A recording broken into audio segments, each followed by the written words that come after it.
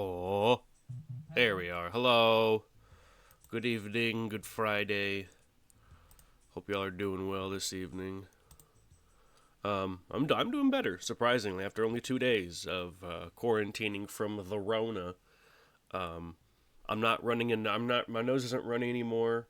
Sinuses are still a little swollen, as you can hear. I can breathe through my nose, a little bit, but not much. Left nostril's fully blocked off, but still, I can breathe. My coughing is to a minimum. Still hacking up gunk, but we're getting through it. And since I'm still quarantining, I figured I would stream to pass the time. Since I can't go play Magic.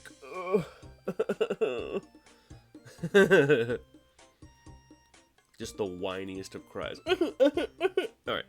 Anyway. We're gonna read some more of Alara Unbroken. I've got Gengar in my lap. Putting my glasses on. I can see without them, but they feel nice on my face. Except when I'm wearing a face mask. Okay. We're gonna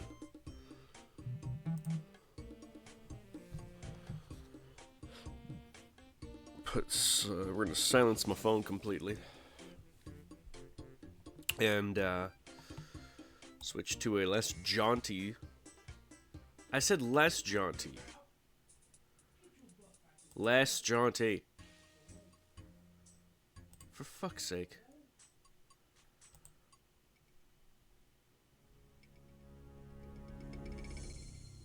That's better. That's what I'm talking about right there. Alrighty. Now, when last we left off, Johnny had planeswalked to Bant, the chunk of Alara that is focused around trial by honorable combat, non-lethal combat. And the planeswalker. Oh, what is her name? Hold on. Elspeth. The planeswalker Elspeth tried to convince him to stay on Bant, where it was a paradise. But Johnny said, "No, I need to right the wrongs that have become of my life, or whatever the fuck." And so now he has journeyed back to the plane of Naya, and in his search for clues as to who killed his brother, he runs into his tribe's hero, known as Marisi. And it turns out Marisi has been a pawn of Nicol Bolas this whole time, which is why he's still alive after centuries. Nicol Bolas gave him immortality, and in as payment he has to serve Nicol Bolas. And also at the same time, the tribe of elves on Naya, and their leader, the anima, known as Mayael, feel an earthquake, and they're like, what the fuck was that? And so we cut back to Naya and Mayael getting ready for some kind of ritual.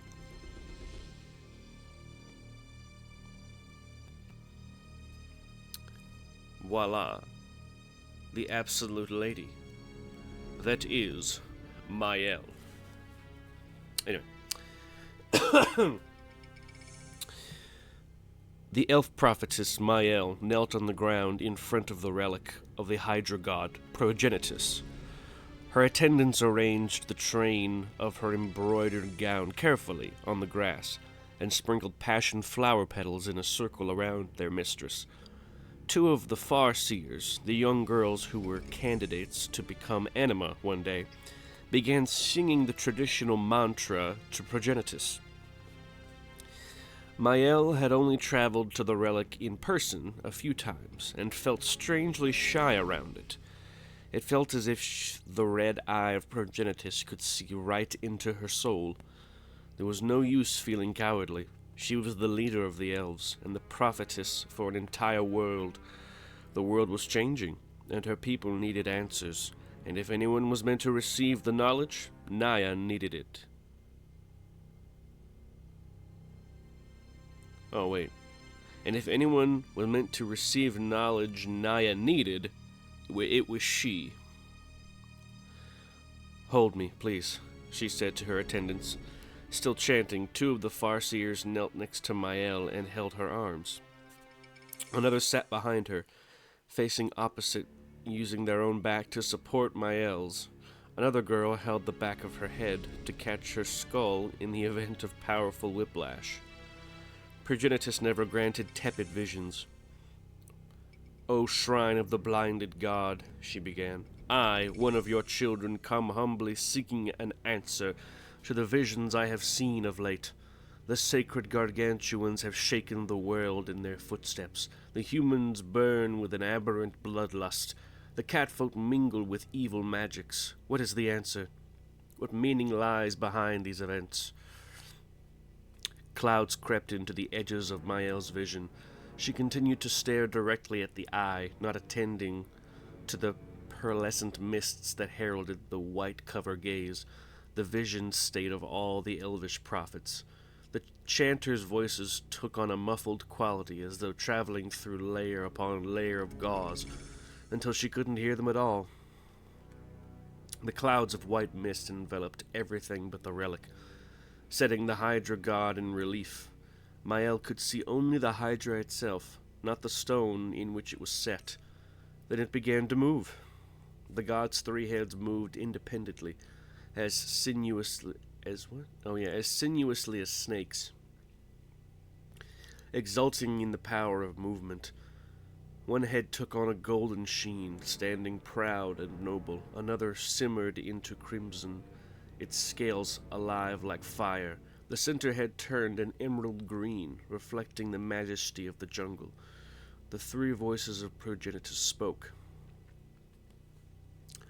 "Anima," they said, "seer of the elves, child of Naya, why do you blind me?" "It was not I who blinded you, Lord. It was Celia, the first Anima, who cast the poison into your eyes. Then I would speak with her." "She is centuries dead, my lord." "Dead? What is death but a reticence to speak with one's creator? Her stubbornness will not be tolerated. The signs I've called of late have shown me troubling things, O Progenitus. What do you see behind them?" "How can I know what you seek, blind as I am? Let us speak no more. I can tell you nothing, not until my wounds are healed." "How can I heal you, my lord? I am not whole. I am not all of myself. I must be restored so that I might shine again." "Yes, Lord. Seek out the..." "Yes? Seek out what?" The Hydra's voice deformed strangely. "Seek out the white..." The head's colors changed, blended and warped. Something is deeply wrong, thought Mayael. Some time passes.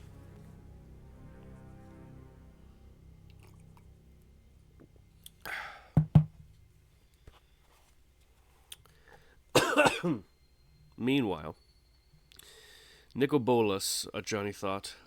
The being behind it all, a dragon, a creature that didn't even exist on his world. It made a kind of sense. Okay, so we're swipping. We're swipping to Bolus.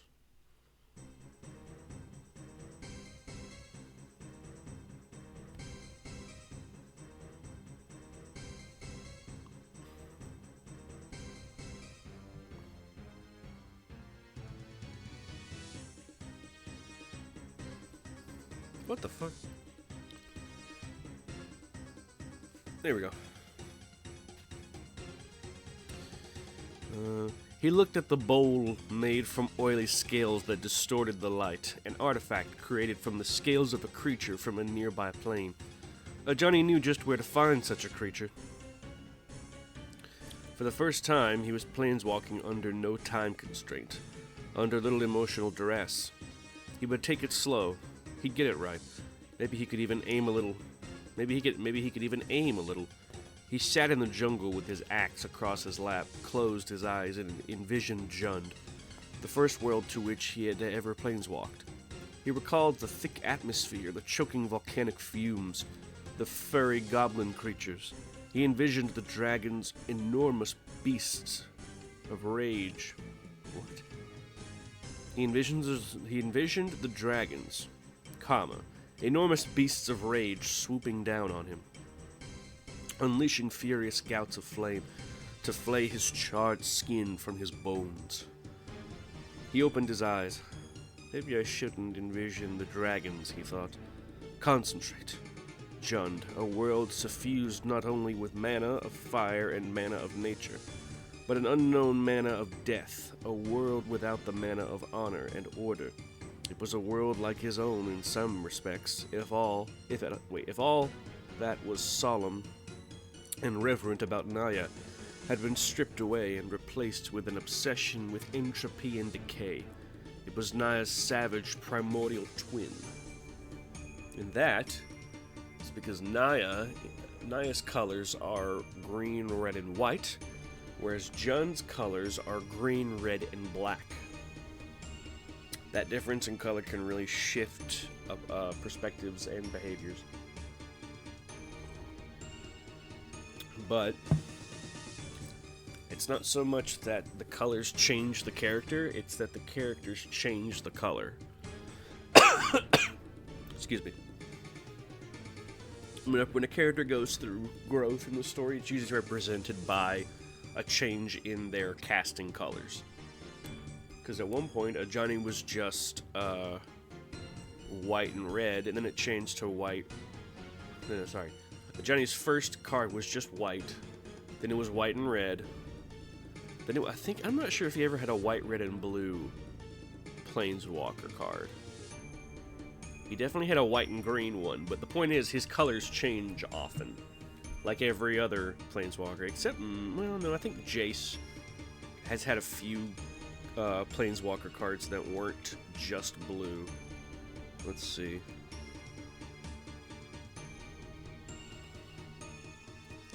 Yeah, Johnny's had green and white, red and white, only white, and that's it. He's never been outside of those three colors, but he's never been all three of those colors before. Let's check out Jace.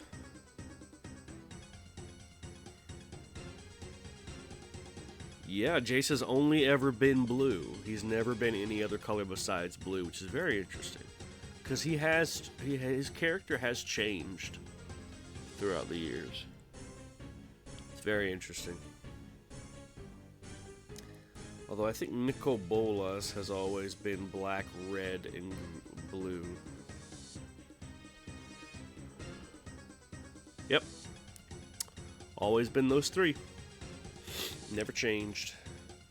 And I think Chandra, a fire planeswalker, has always been just red. Yep, always been just red. But Nissa, who's an elf planeswalker, she has been mono green, she has been green and black, and she has been green and blue, which I find very interesting. In her most recent iteration, in the most recent set, called Aether Drift, she's just green. Still find that very interesting.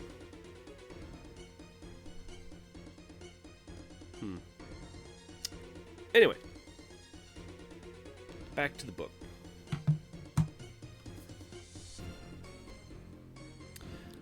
Concentrate. What would he find there? Even if he located a dragon, what would he do with that encounter?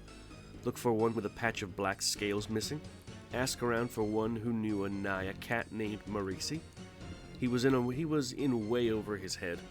He was about to scour an entire plane for a single being. with no information but a rough description and a scalp of scaly skin. A sensation of panic grasped his throat, and his heart pounded. Jund was the world to which his nascent abilities had taken him the day that Jazal died. It was the last place he wanted to be again.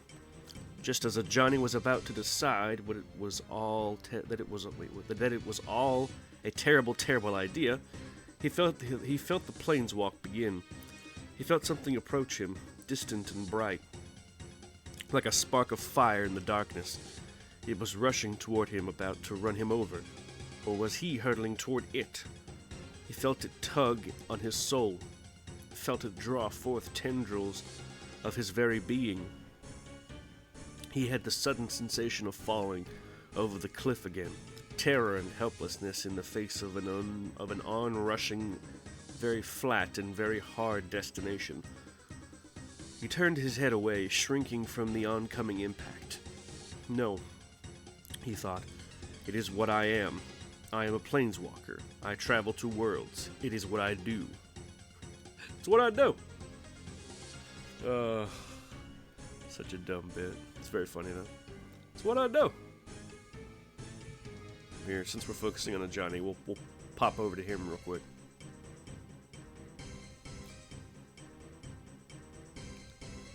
Boop.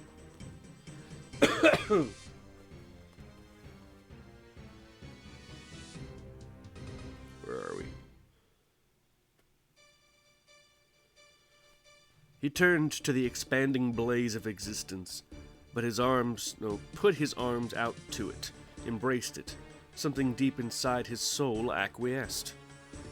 His vision flooded with light as he watched Naya melt away, and in the last moments of his planeswalk, he saw the earth overturn itself, soundlessly. Trees uprooted themselves, and huge slabs of stone upended. His last impression was of lava spouting forth into the Naya sky. An impossible sight, but he saw it char the jungle, trees, and send up a cloud of black smoke into Naya's sunny sky.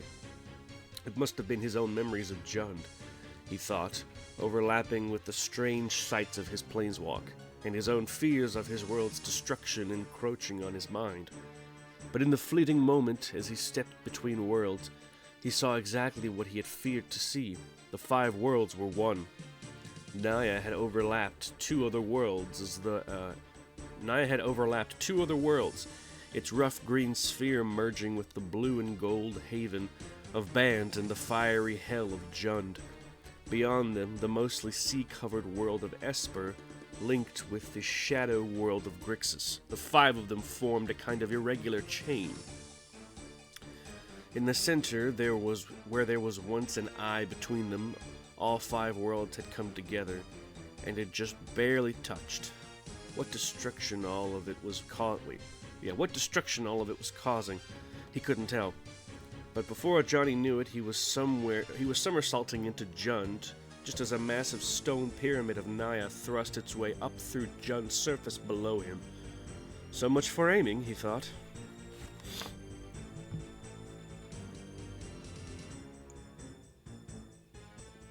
Ooh.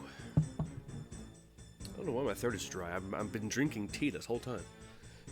And yet my throat still feels dry as a bone. Don't get it. But we'll get through it. The white haze over Mayael's eyes revealed the 3 heads of Progenitus, twinning together and forming a ghastly creature of shadow and death. War is upon us all, the Hydra's voices boomed, vibrating with malevolence. You, the elves, must crush all those around you. Let the blood of the outsiders run in rivers. Mayael gasped. My lord, that is your answer? I don't understand. War is nigh. Prepare yourselves to invade the far shores, for tonight they invade yours. The Hydra disintegrated, bursting into a mass of black beetles. The beetles fell out of shape into a roiling heap and began to skitter away into the white mist of Mayael's vision. The vision shattered. Mayael blinked, and the white-covered gaze disappeared, revealing the valley around her. The relic was a solid, unmoving monolith of stone, Her attendants were all around her, supporting her. Their hands were locked onto her skin.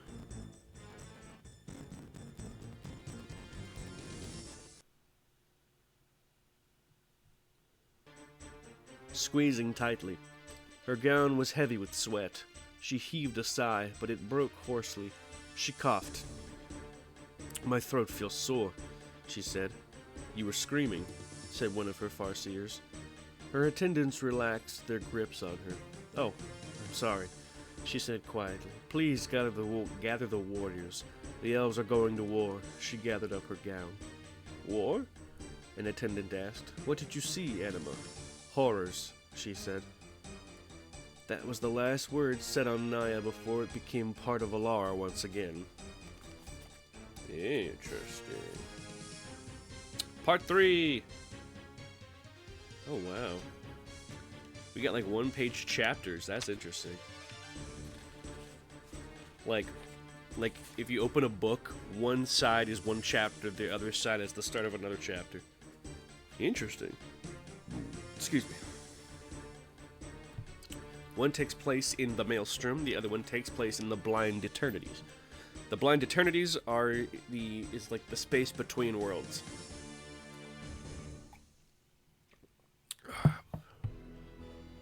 But it's very Eldritchian.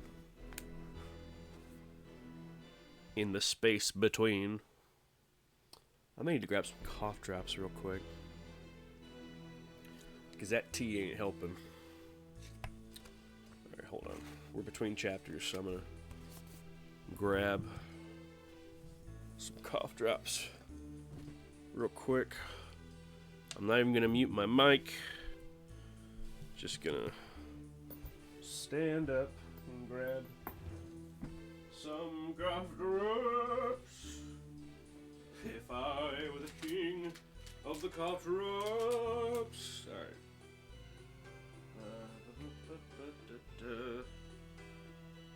Okay. Yeah.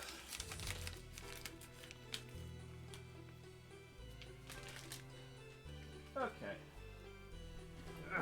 Let's see if these will help.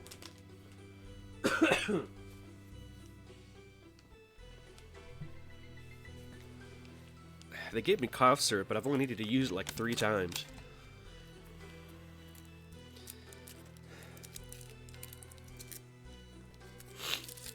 Okay. But let's continue. Gengar back in me lap. Millard.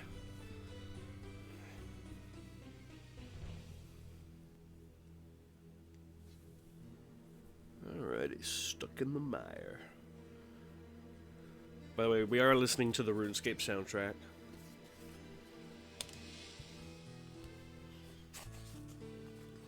Oh, already better. Alright. As the planes collided... This is the Maelstrom, by the way. As the planes collided, their lines of intersection became long frontiers of strife and ruin. Bant overlapped Esper, which thrust up into Grixis, which spilled into Jund, which blasted through into Naya, which crept into Bant.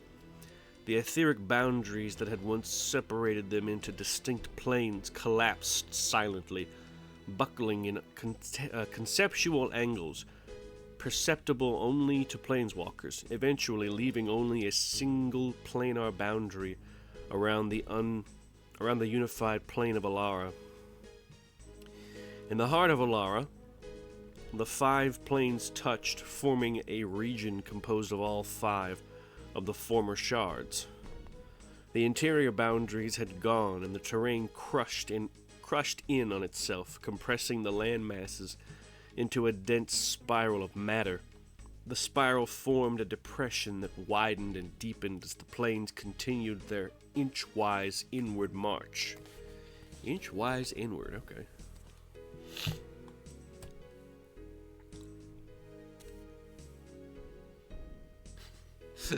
That's a sex metaphor if I've ever heard one. An inch-wise inward march. Yeah, alright. At the very center of the depression were where lines of the 5 worlds, ambient mana converged. A mote of energy flared into life, no bigger than a grain of sand. It hung in the air, sparkling. Deep inside his Grixis lair, Bolas stopped, his head cocked to one side as if listening. Something was different. He felt it. "It's begun," he said to the walls around him. And now we move to the next chapter in the Blind Eternities. Bolas hovered in the chaotic void between the worlds, watching the shards of Alara converge. He had invested years of time in the strange plural plane, in a scheme as old as some of his human minions. His plan was not to collapse the 5 planes, as that had already been destined once the world of Alara was rent asunder centuries ago, but to reap the benefits of their impending conflux for himself. Soon his preparations would pay off, and he would seize the power robbed from him on Dominaria. He is referring to an event known as the Mending, which is an event that took place as a result of a bunch of distortions in time and space that happened for a multitude of reasons. Different pockets of time fuckery started appearing all over the plane of Dominaria over time. And as a result, things got fucky-wucky until there were so many, or until those time wounds got so big that it started to fuck up the multiverse. And I forget who the heroes of that story were, but the heroes of the story essentially mended those time and space wounds, but as a result, all of the planeswalkers had lost their immortality and power, but they were and still are extremely powerful. They're just not immortal anymore. And Bolas is like, first of all, how dare you? Which is so funny. Alright, anyway. He enjoyed watching the planar edges fray, watching the land masses intersect in untidy ways. The way Grixis intruded into Esper like fangs through skin, or the way Jun's stifling dystopia heaved lava over the rainforests of Naya. Just the mayhem of the physical convergence would destroy thousands of tiny lives, and that was pleasing. But it was the intersection of the world's mana that was his true goal. Yes, he could sense the beginnings of it, as the worlds blended into one once more. The limited mana of each shard began to trickle over the borders into the neighboring shards. It wasn't much, but nearly enough to cause the storm of mana Bolas required, but that was to be expected. The ancient mana obelisks would help focus that energy. With them active, all that was required was a global incentive for Alara's denizens to use magic in massive amounts. Bolas was exhausted. Staying too long in the blind eternity scoured his scales and drained his vigor. He returned to Grixis to prepare his servants for the next step. And we move to Bant, where we return to Rafik.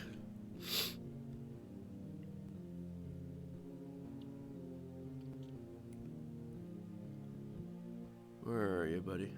No, that's Guafa Hazid. There you are. Rafik is a very good commander card.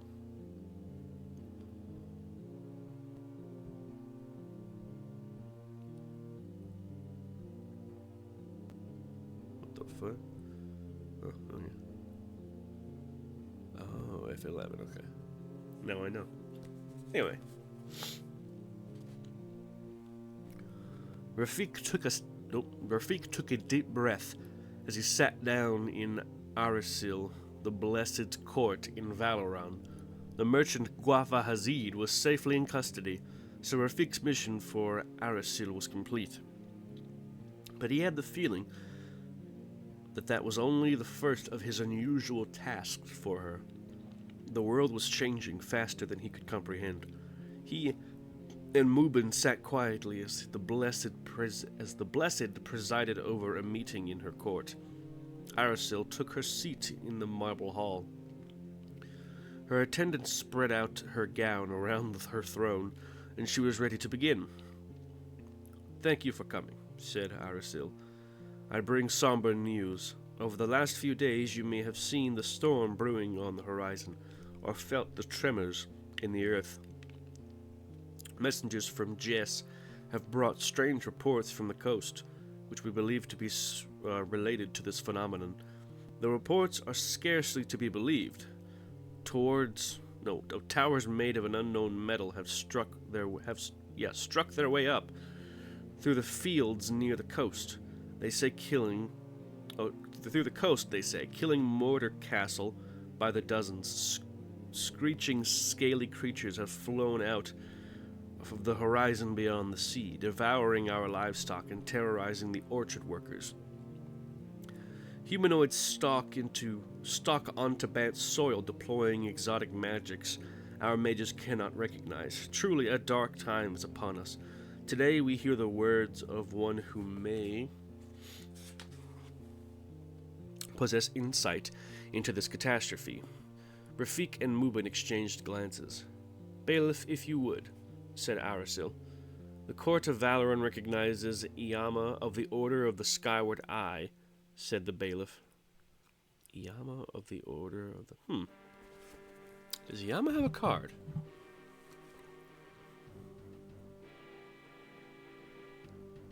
Let me check. How do you spell that? I-A-M-A.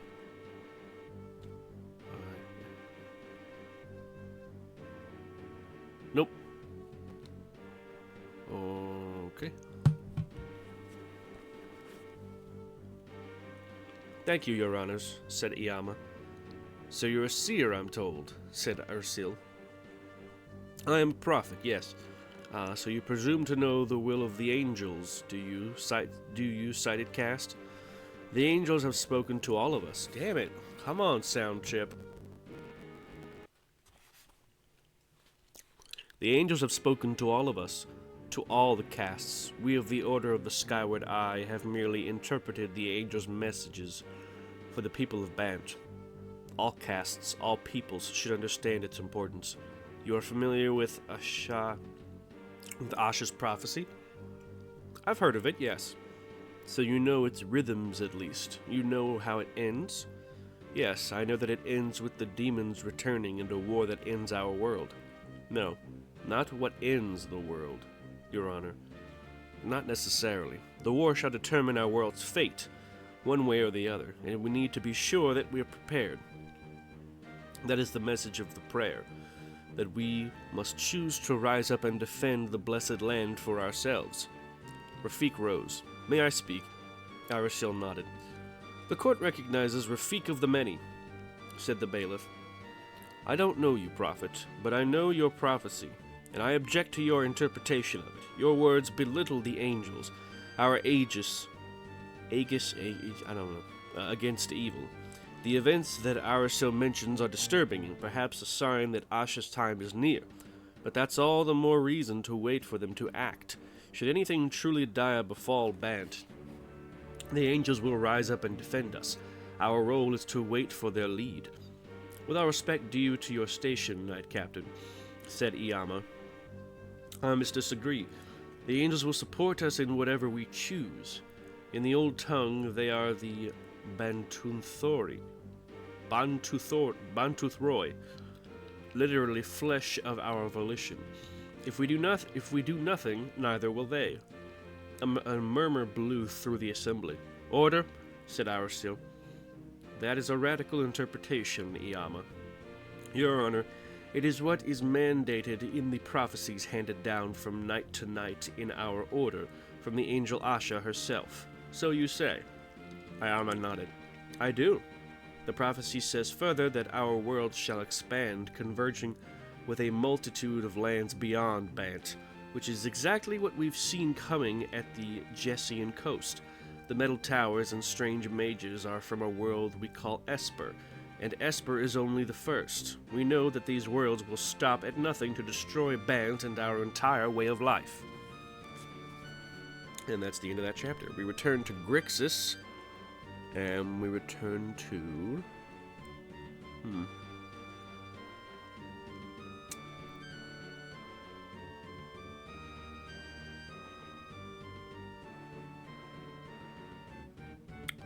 Morsath Lavak. Let's see.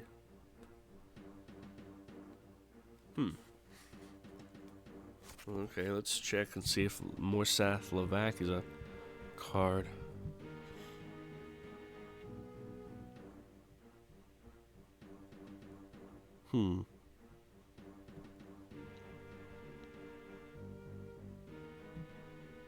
Nope. Okay. But we are on Grixis.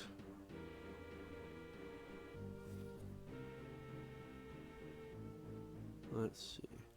There we are.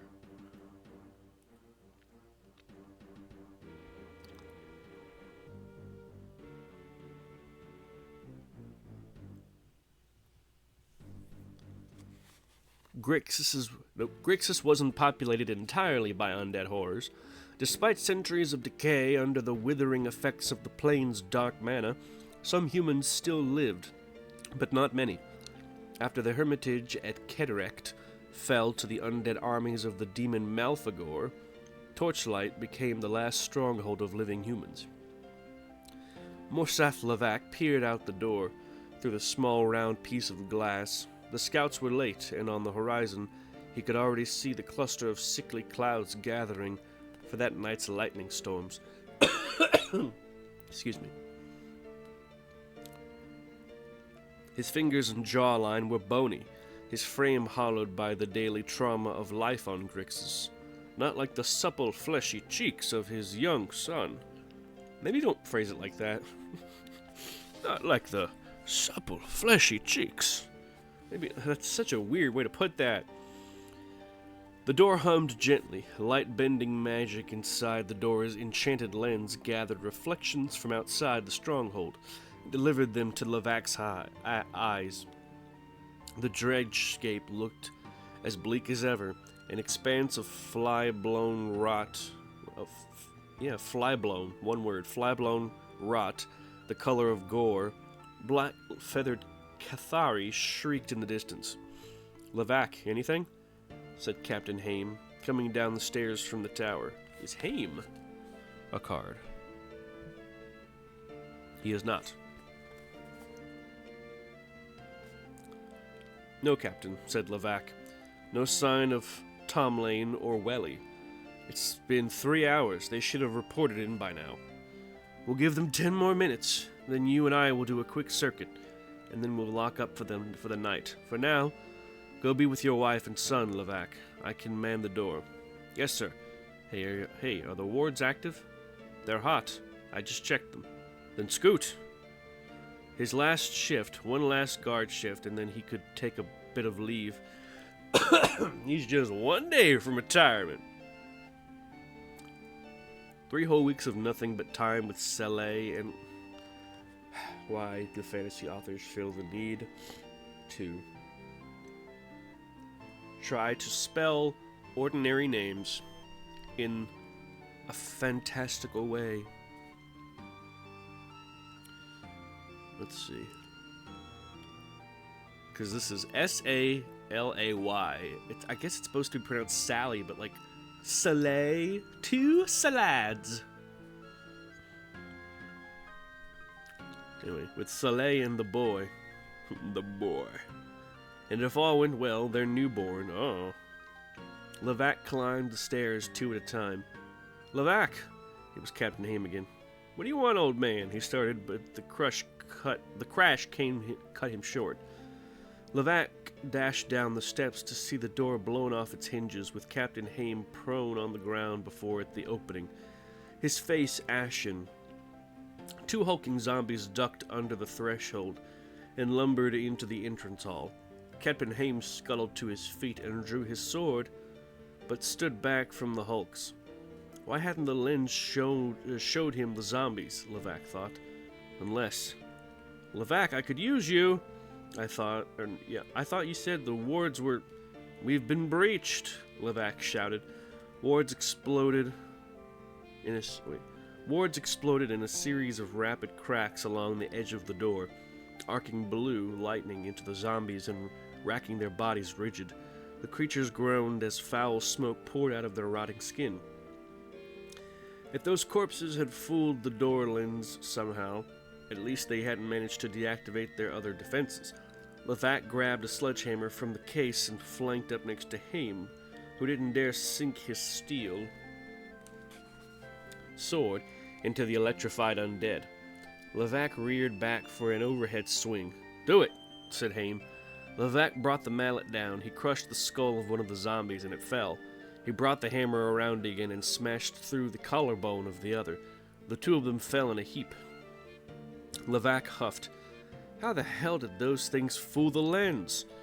he said. "Levac." Haim was looking through the doorway, out to the yard surrounding the stronghold. Levac looked. A sea of undead was amassed around the stronghold. 2 ranks of bloated flesh bags, a legion of zombie grunts led by a contingent of undead spellcasters. 3 enormous dredge reavers with their rib cages carrying squads of animated skeletons, and flyers in the form of a cloud of undead drakes and Cathari. "Malfagor," Haim breathed. Do I have a thing for Malfagor here? I think I do. Yeah, oh, it's that guy. Okay. But he's not in the story yet. He's just being mentioned. Behind the undead army was a towering, misshapen demon lord with broad bat-like wings, 4 arms, and the lower body of a huge black-scaled dragon. It spoke some booming guttural blasphemy to its troops, and the sea of undead began to advance. Torchlight faced Malfagor, the demon dragon, abomination, the cruelest and most powerful demon lord in all of Grixis. If Malfagor was there in person, then Torchlight was going to fall, and not after a long siege. The Hermitage, the last major refuge of humanity, would go that night. Alright, so it is time to bring back Malfagor, since like the first chapter of the entire comic book, just novel. Novel's the word that we want to use. No, stop. Here he is. Malfagor. Malfagor. Let's see. "Get out of here," said Haim. Levac stared. His fingers dropped the sledgehammer, and his feet took a single slow step backwards. "Levac, you idiot, run!"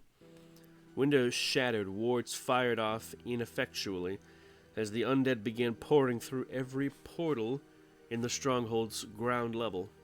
Some sort of undead beast pounced in the open doorway and knocked down Captain Haim. Levac rushed up the stairs as he heard Haim's screams. Levac took one final look back and regretted it. Haim's entrails flew every which way as the beast and 3 other zombies feasted on his abdomen. While he screamed and tried to beat on them with his fists, Levac took the stairs 3 at a time. "Soleil!" he bellowed over the popping of the wards. "Soleil!" Other living humans streamed past him as the stairwell, carrying rusted swords and shields. Wait, what? Oh, other living humans streamed past him on the stairwell, carrying rusted swords and shields. Levac said silent goodbyes to them as they passed. He reached the landing. His wife Soleil regarded him from the vestibule. She would have looked waif-like. What the fuck is waif? Waif-like? Huh. Excuse me. With her concave cheeks, but for the pregnant belly. She would have looked waif-like with her concave cheeks, but for the pregnant belly, period. But for the pregnant belly, what? I felt like you just stopped there. I don't know. What's happening? She said. This is it. We're hitting the tunnels. Grab the satchel. Where's Captain Haim? He's dead. They've come, Saleh. It's time to go. Where's Vali? Sally's face went pale. I thought he was with you. Oh my god, this is why effective communication is important in any kind of relationship, be it parental, romantic, or otherwise. He said he was going to help you with your watch and headed out to find you. Oh no, no. His son was outside the stronghold, unprotected among the undead. He was sure of it. The world closed in on Levesque's mind. Well, that child's dead.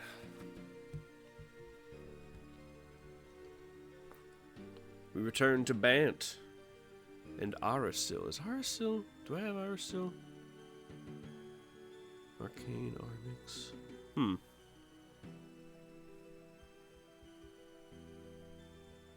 No, there is no Arasil card. Let's see. Okay. So we're just going to go back to Rafik. And of course, I closed Rafik's tab. You gotta manage these tabs, because if you have too many of them open at once, it's gonna slow down the computer. Because my laptop is older and not as good.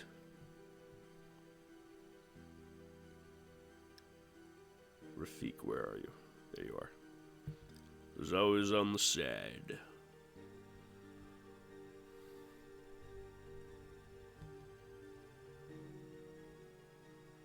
Alright. We're about to hit the 1 hour mark, and when we do, I'll see how I feel. And we may go for another half hour. Maybe 2, I'm not sure. Anyway, we return to Bant. Arasil held her hand up to quiet the court assembly again. Rafik looked at Mubin.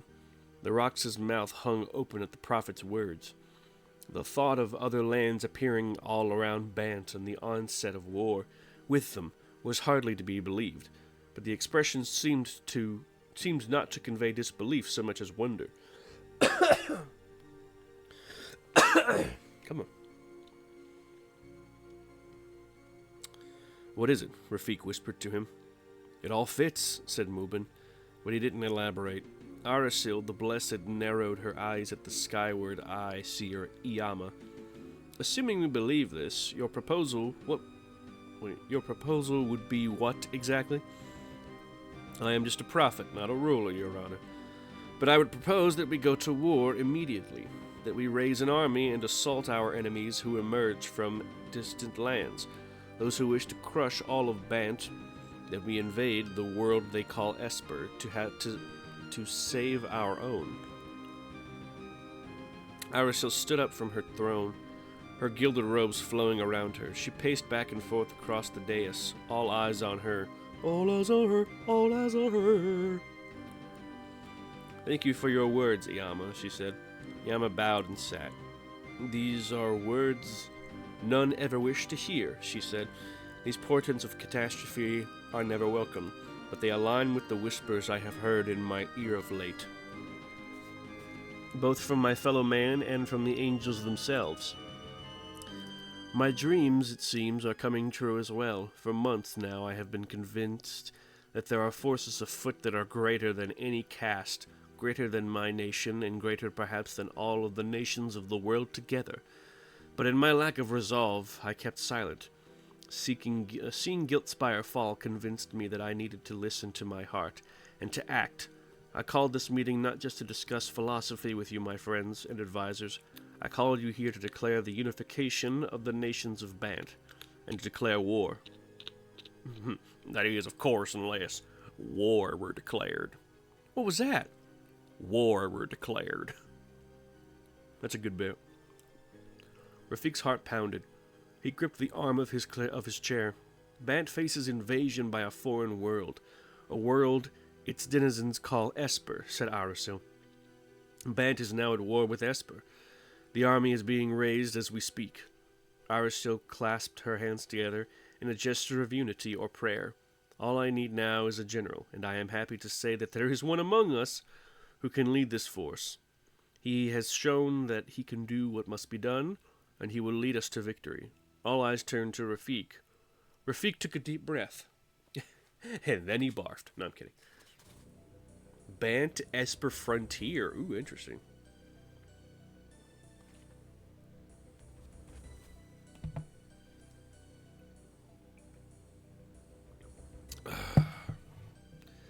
So it's gone from just saying the name of the chunk to saying whose perspective it's from.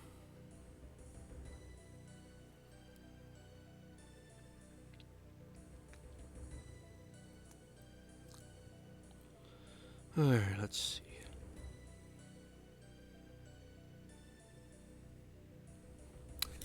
Oof, I feel a big cough coming on. Hold on, I'm gonna mute for a second.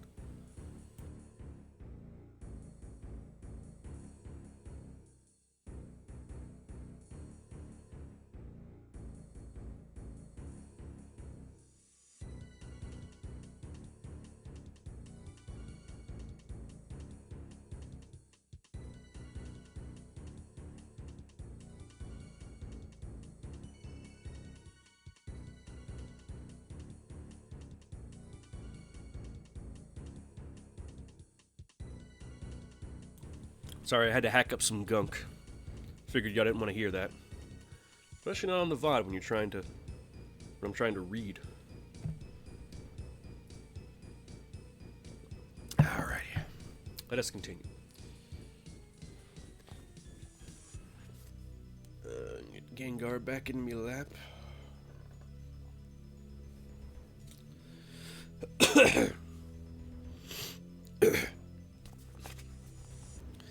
Bant, Esper Frontier. Knight General Rafik and his second Mubin rode on ahead of Ash's army, the unified legions of all the nations of Bant, into the grey mist that shrouded the Jessian coast. The first gale of the storm front hit them like a wall and pelted them with diagonal rain. The air smelled of moisture and ozone. In the distance, Rafik saw a huge grey thunderhead looming from the earth into the heavens, swirling in on itself and spinning with flecks of unknown matter. Particles swarmed ahead of the storm. They were flying creatures of some kind, hundreds of them. It looks like a swarm of bees, said Mubin. How far are they? Those are some big bees, said Rafik. Avon? He guessed. Well, they certainly aren't angels. Scouts! Rafik called up to the hawk Avon above. I need eyes on those flyers. Do not engage them. Just report back as soon as you can. 3 Avon scouts screeched assent. Wait, what? 3 Avon scouts screeched assent and flew off ahead. What do you mean screeched assent? Like, do they screech the word assent? I don't get that. Anyway. You and I need to call out their army's champion, said Rafik. Rafik, we don't know this army. That's exactly why I need to beat their champion immediately. Are you serious, Rafik? What the fuck is wrong with you? Look, that's not what I mean. Look, they're an unknown force from who knows where. We don't know their strength, but frankly to me they look like they could raise all of Jess in a matter of days. That's why you and I are riding ahead and why we'll challenge their leader. Put this matter to rest before this gets out of hand. Ready my ceremonial shield. Mubin's ears twitched, but he didn't say anything. As they watched the front ahead, they saw the 3 Avon scouts approach the mass of flyers ahead of the swirling storm. 2 of the Avon spasmed in flight, then arced out of the sky. Their bodies crashed to the ground and bounced once, limply, and didn't move again. The other Avon seemed to hesitate in the sky, then turned around and flew back in the direction of the knights. Rafik and Mubin exchanged glances. Magic? Said Mubin. No magic can kill a man outright, said Rafik. Oh, you poor, ignorant bastard. No magic can kill a man or... Have you not... Oh, this is so strange to me. Like obviously they've never experienced a world like this before, but you'd think that they would, knowing that they have never experienced a world like that before, put aside the biases of their own world. Like, Like, oh, on Bant, no magic has enough power to kill somebody. On Bant, it doesn't. On other planes, absolutely. Like, what the... I don't know, man. It's like, yeah, all that you've learned is from one chunk of a giant plane.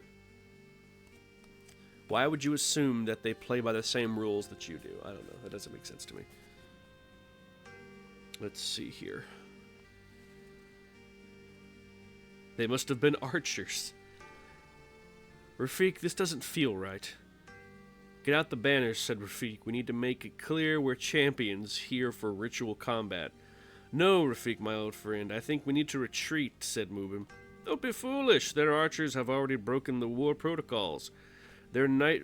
What protocols do you think that Esper is following for a fucking plane that they've never heard of before? Why is Rafik suddenly so stupid? This doesn't make sense. We got an ad in about 28 seconds. Don't be foolish, their archer... Oh, yeah.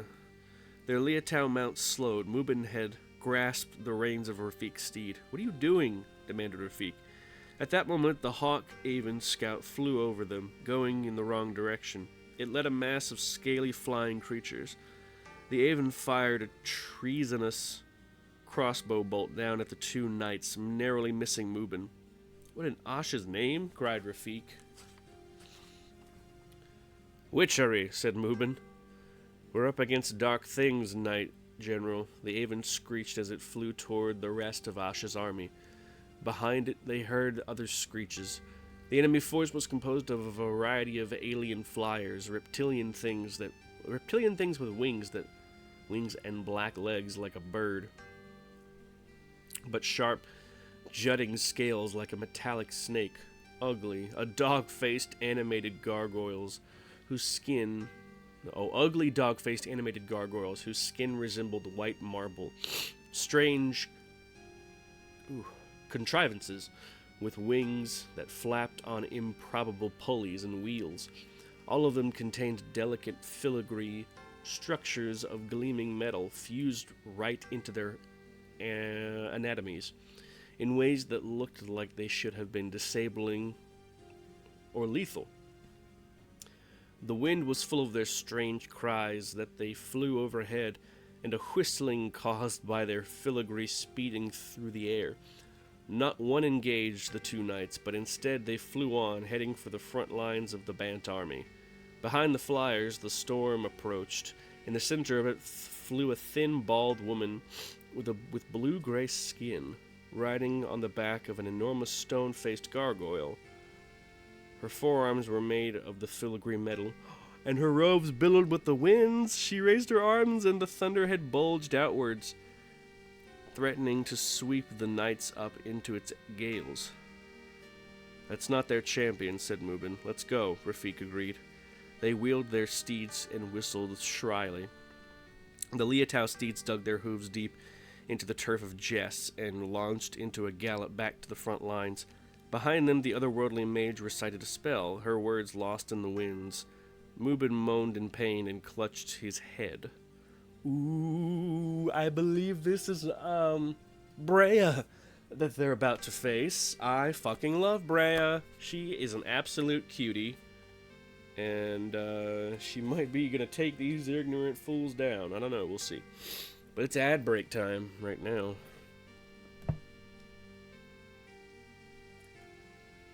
I think I got enough in me for a couple more chapters after this. Because I just ended the current chapter. So far, I'm feeling alright. It still bums me out that I can't play Magic tonight, because... What's weird, though, is that, like, apparently I am the linchpin for a lot of get-togethers in my friend group, because as soon as I said I wasn't going to make it, two of my friends wouldn't be able to make it because I'm their ride. Because they can't drive. One of them never got his license, and I don't know why he never did. He's always been the sort of unmotivated genius kind of person. And then there's the other guy who he can drive, but he doesn't have a car, and he can't work because he has seizure. He gets seizures in his sleep.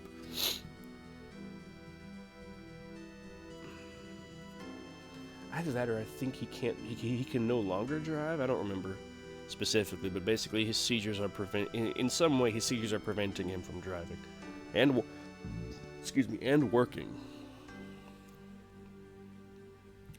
But yeah.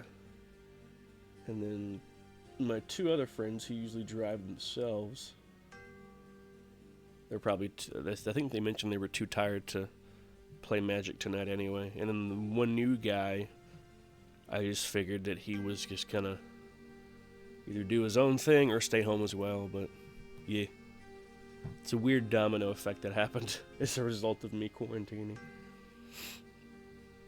On the upside, saying quarantine makes me think of two things. One, the SARS quarantine episode of Scrubs, where Jordan's younger sister holds up a flask and is like, "Quarantinis, anyone?" That's a great bit. The other one is the episode of Ed, Edd n Eddy, where everyone in the cul-de-sac except for the Ed boys gets sick. And Double D's like, "Oh dear, a quarantine!"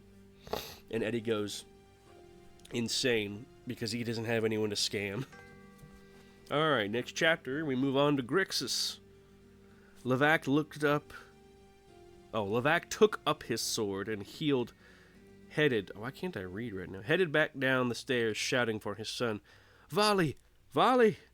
He pushed through the other soldiers, shoving them aside in his haste, but accosting every face he recognized. "Clarion, have you seen Vali?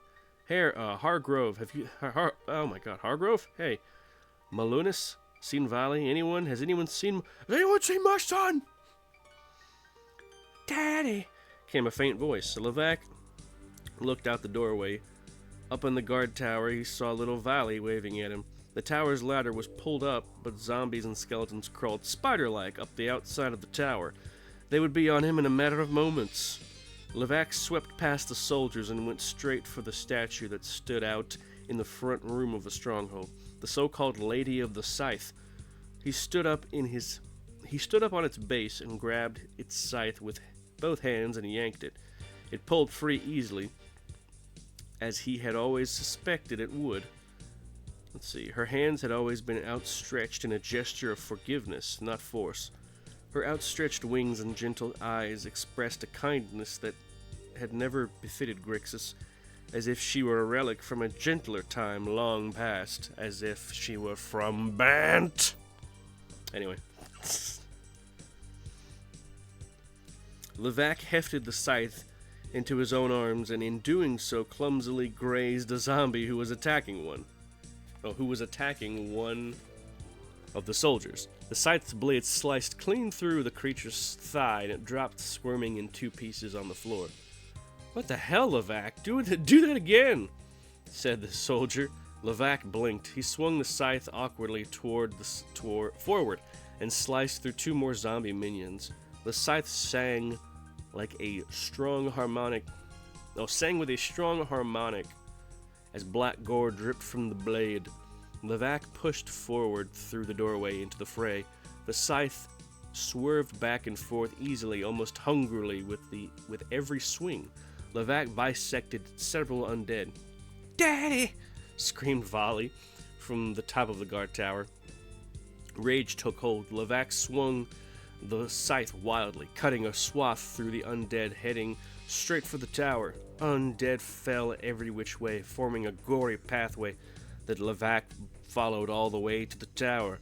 He couldn't see Vali anywhere. The undead had snatched him inside the tower. "I'm coming for you, Vali!" Levac screamed. Levac screamed. He sliced at the legs of the tower. The scythe hewed straight through them, and the tower fell, toppling dozens of undead in the process. Wouldn't that just kill your son? The creatures fell in a writhing pile, with each one getting up to face him in hunger. Vali stood up in the center of the dog pile.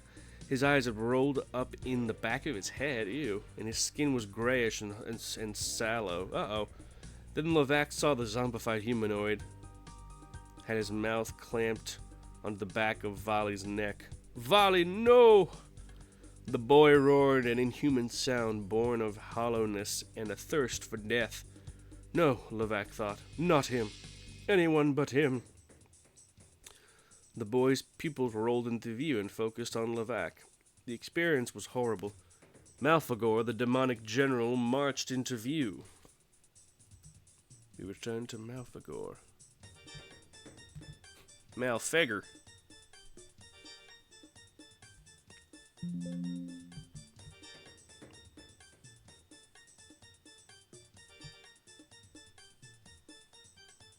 There we go.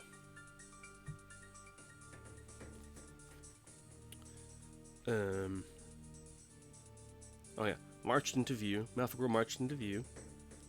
And a dull terror washed over Levac's mind. Time to go. Let's go, shouted a soldier. Levac dropped the scythe and ran.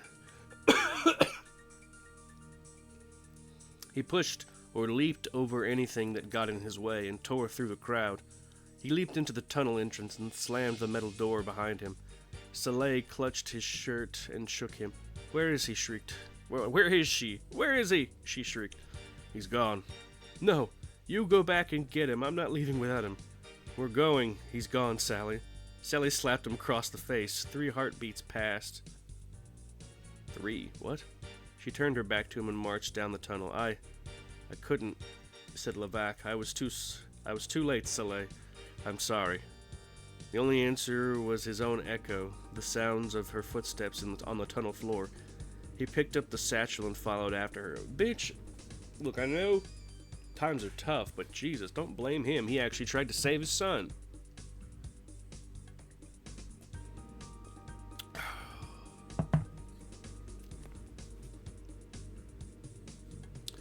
We're returning to Jund. Let's see.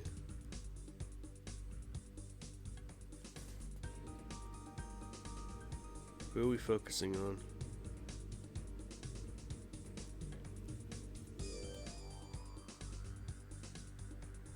Kresh. Okay, so we're returning to Kresh's point of view. H, J, K, there he is. Big angry man. Angry man. Right there in the center. This be the Kresh, giver of life.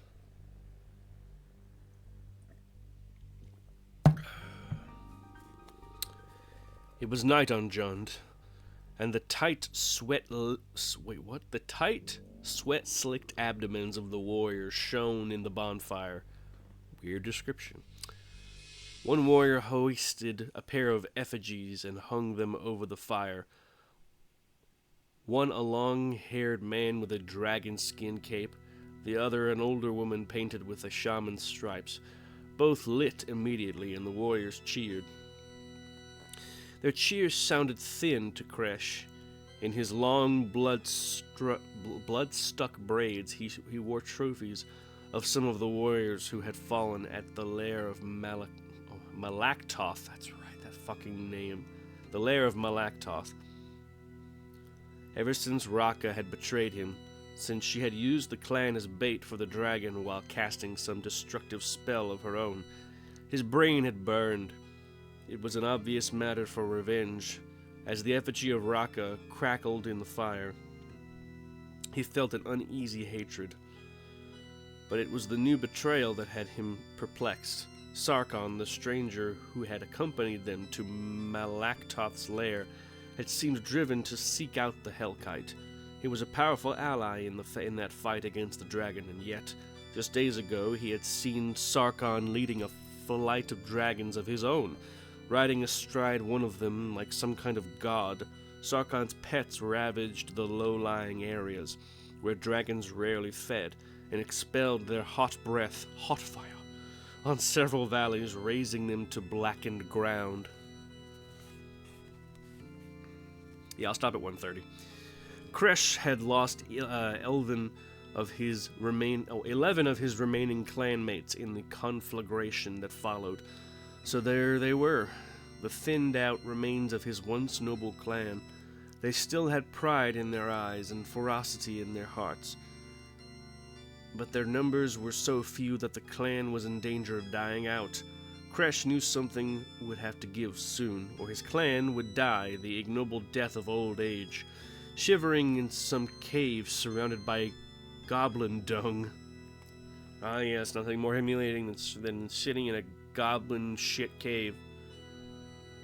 Anyway. No, he thought. If the clan's fate was to face death, then he would lead them headlong into it. Vengeance for the shaman Raka? A fitting downfall of the Dragon Lord Sarkhan?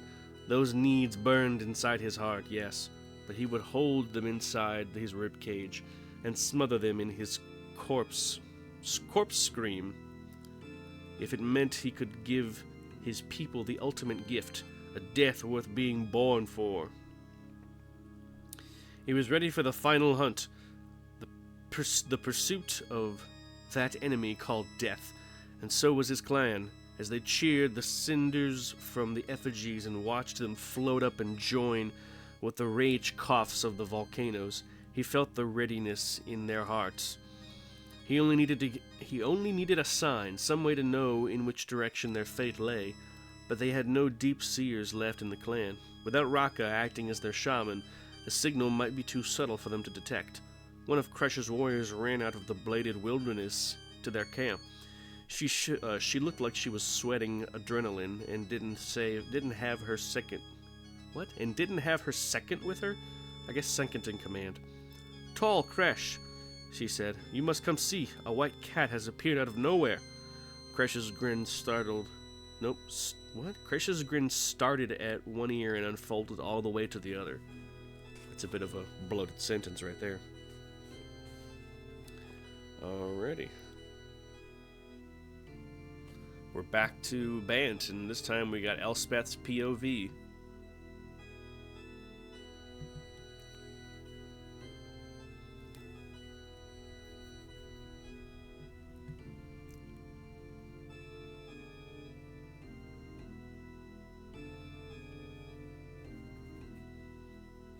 Okay.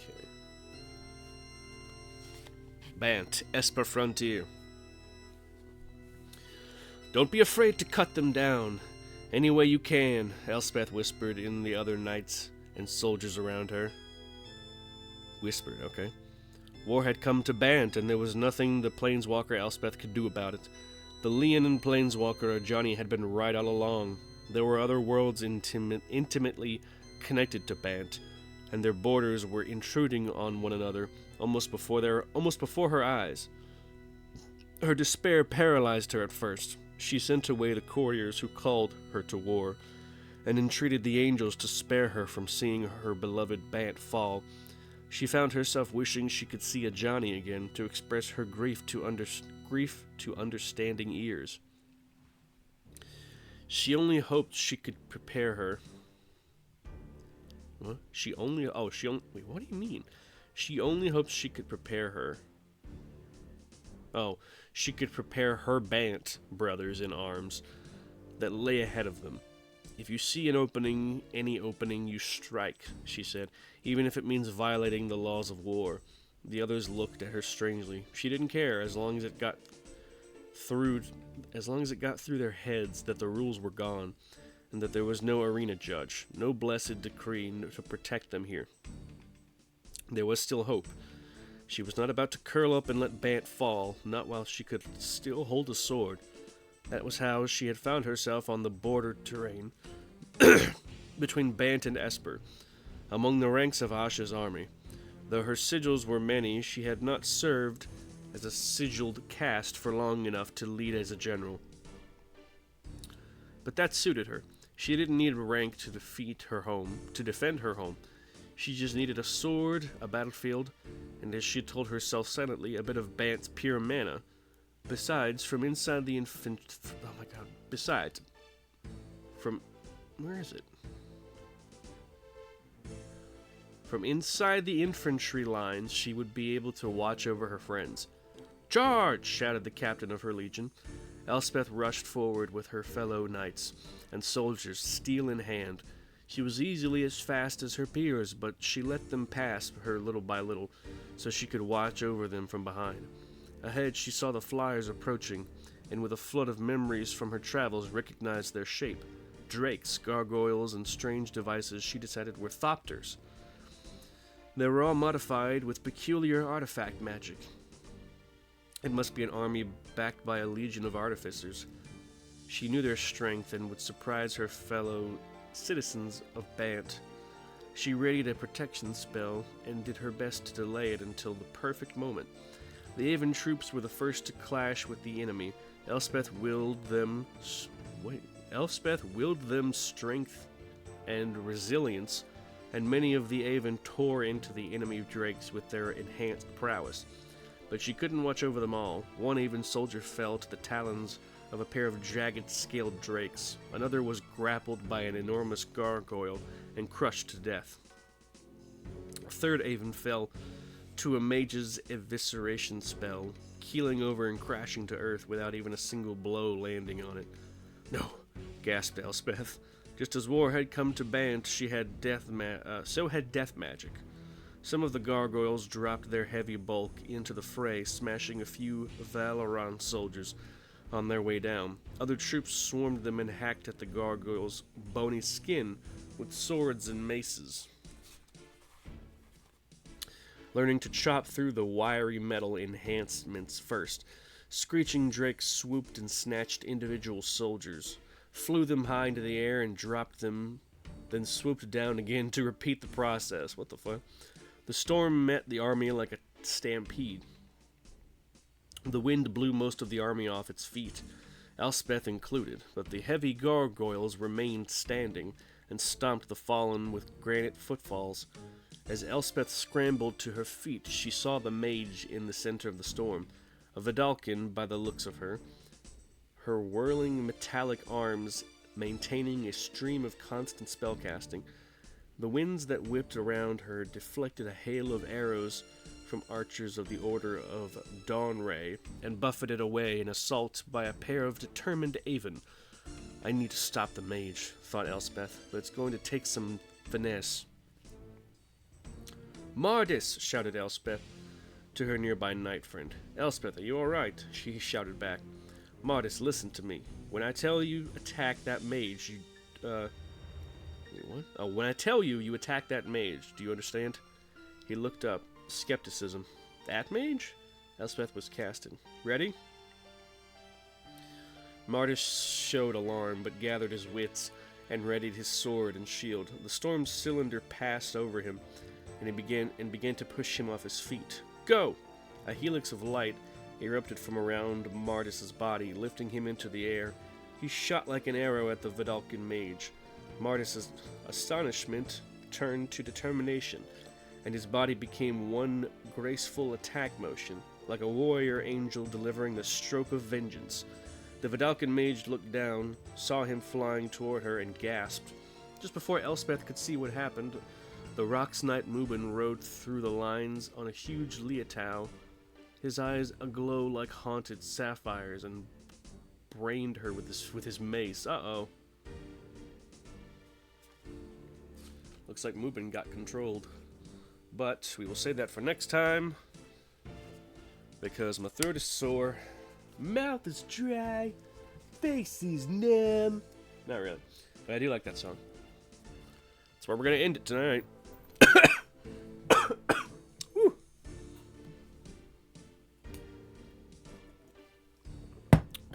Oops, I didn't mean to slam that cup. Alrighty. Ugh. I know that was a quick stream, I wanted to stream, but I didn't quite have the vocal energy, as it were, so. Meow we are. Anyway. I don't know if I'll stream tomorrow. Depends on what one of my online friends wants to do. She may want to play Magic, and she's like, I want to help give you your weekend back or whatever. And I'm like, thank you. It's very sweet of you. She's precious. I appreciate her very much. Now, that will be all for the VOD watchers. I hope y'all enjoyed that. I will see y'all next time. We are over halfway through the book, by the way. We are about just under 3/4. So I don't, but more than half, but just under 3/4. I don't know what fraction that would be. I'm terrible at fractions. Either way, bye-bye, VOD watchers. Like and subscribe.